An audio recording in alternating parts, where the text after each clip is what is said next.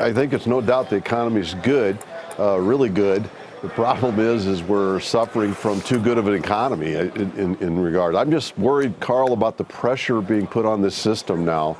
Well, we certainly got elevated expectations for earnings here, and unlike last quarter, earnings estimates are coming down a little. We're having companies, a large number of them reporting warnings. You wonder about, even if earnings are good, if they're going to be good enough. And then you put the interest rate pressure on the system here, and inflation expectations rising. You got the Federal Reserve Chairman, touting how great the economy is and saying we're a long ways from normal with interest rates yet. You've already got some signs of some sectors slowing. You got, housing certainly showing that, autos showing it. You got a 10% decline in industrial commodity prices. I just wonder if we're kind of headed for a slowdown in growth, not a recession, but it might not be slow enough to prevent inflation and interest rates from continuing to climb. And that's going to be a difficulty for stocks.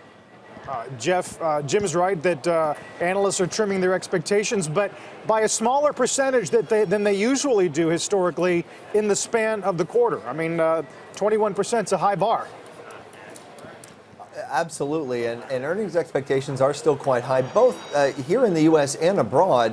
But, one of the things that I'm looking at closely is economic data relative to expectations. From a global perspective, we're kind of back to neutral on those economic surprise indices, right around zero.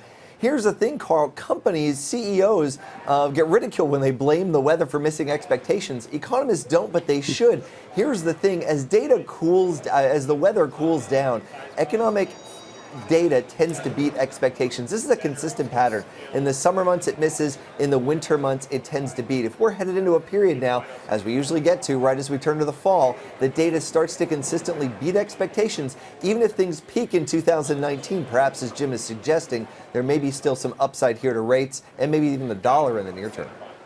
So what does history tell us, Jim, about the move in bond yields and whether that makes equities unattractive? How quick does that happen? How long does it last? How worried should investors be with stocks near record highs? Generally, Sarah, it's not, the difficulty isn't when yields are rising. Often stocks are rising as yields rise. It's after they've risen. So even if you go back a year ago, yields rose from late 17 up through January of 18 fairly dramatically. Stocks did wonderful. But then after they had been up there for a while, after they had already increased, that's when stocks started to struggle. And so stocks are doing well right now, even though, the 10-year yield's gone up 40 basis points in a little over a month.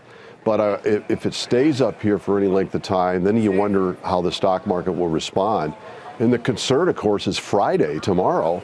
If we haven't had a back-to-back hot wage number, and I don't know how long. The last really hot wage number was last month, and we had one in February. But outside, we've never put them back-to-back.